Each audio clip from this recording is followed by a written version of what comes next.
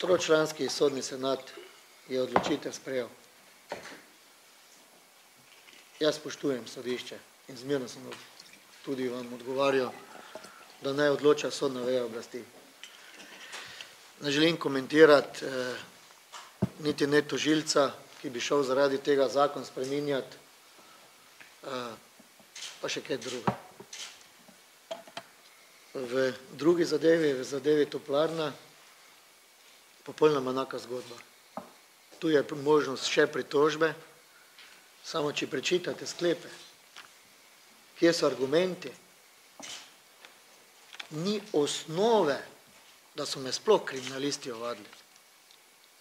Ni osnove. Edini interes je bil, da se znajdem v sredstvih javnega obveščanja, na prvih straneh pa še kaj drugega. In primer, samo 62. točke tega sklepa vam bom prečital sodišča. Izpodbojni sklep torej s premajhno mero kritičnosti sledi zahtevi za preiskavo sesta Franc Kangler in Tanja Vinič Furman pri ustanovitvi gospodarske družbe Dom Podgorco d.o. ravnala povsem v skladu s predpisi o lokalni skupnosti in drugimi zakoni. Glede na to jima ni mogoče niti v objektivnem pogledu očitati, da sta zlorabila svoj uradni položaj. Ne v subjektivnem, niti v objektivnem pogledu.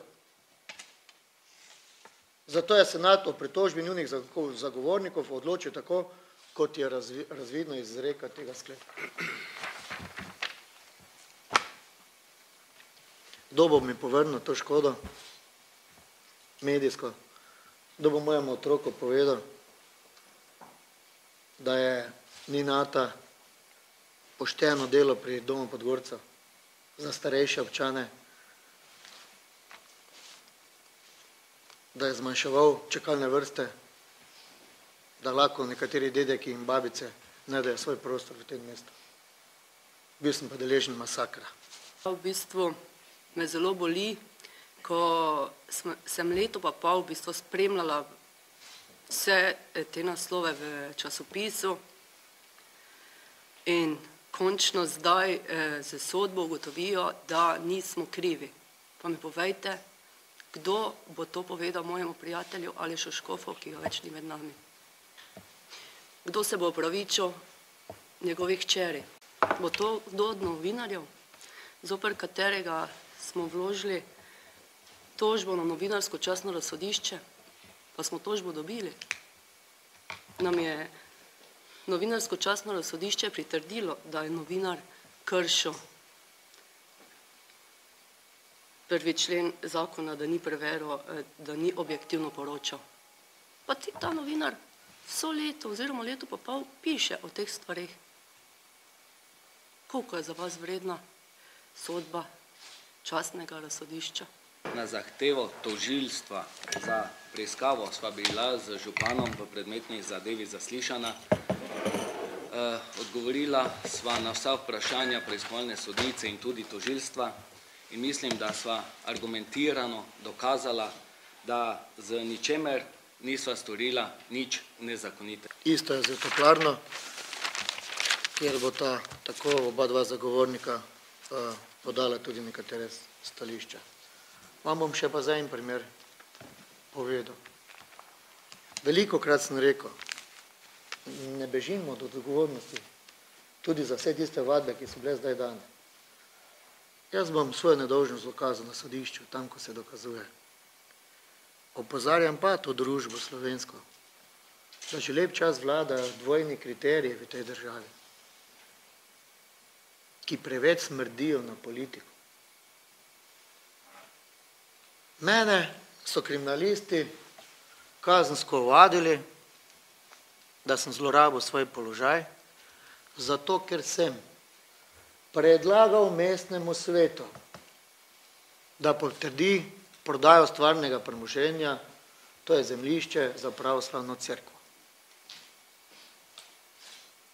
In to zemljišče smo mi prodali na dražbi, kjer se imel vsakdo pravico prijaviti na dražbi.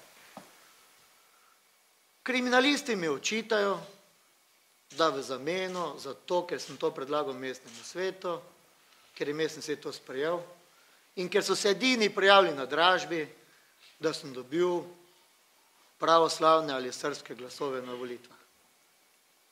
Zdaj vas pa sprašujem, gospod Zoran Janković je mestnemu svetu, mestne občine Ljubljana predlagal za častnega občana gospoda Stanovnika. Naši častni občani dobijo sliko mariborskega umetnika. Ta gospod, častni občan Ljubljane, pa tega istega župana na volitvah javno podpre.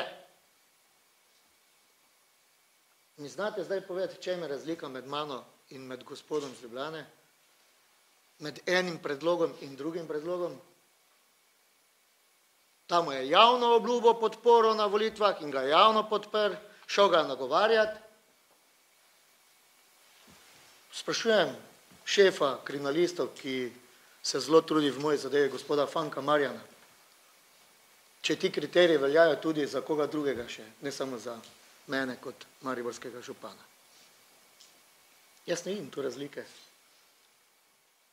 Mene so pravoslavci Maribori volili, gospoda Jankovića pa krog okrog Stanovnika, pa je pred tem dobo na njegov predlog postal častni občan, pa verjetno neko darilo.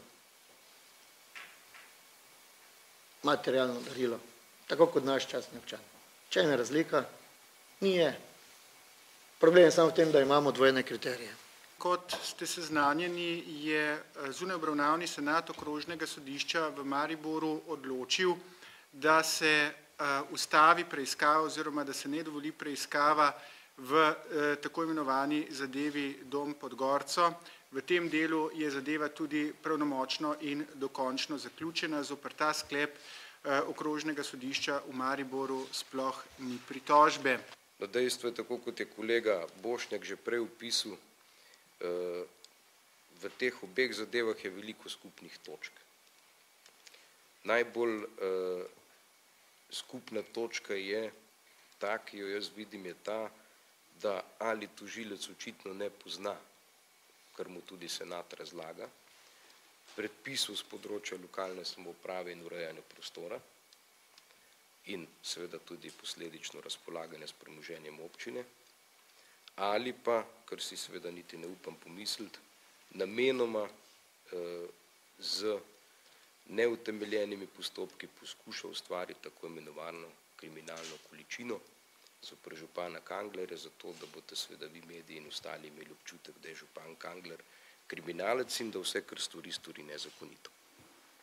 Prejšnji teden sem nakazal, da bom podal kazensko ovadbo zoper neznanega storilca.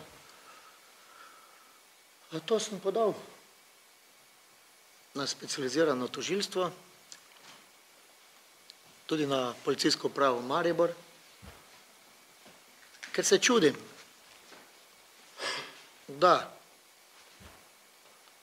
nas kriminalisti povabijo na razgovor, čez 2 dni pa dobimo vprašanja o vsebini pogovorov, ki so se odvijali v policijski upravi Maribor. Je to normalno? Vprašajte vašega kolega Andreja Okrešo, bil na informativnem pogovoru.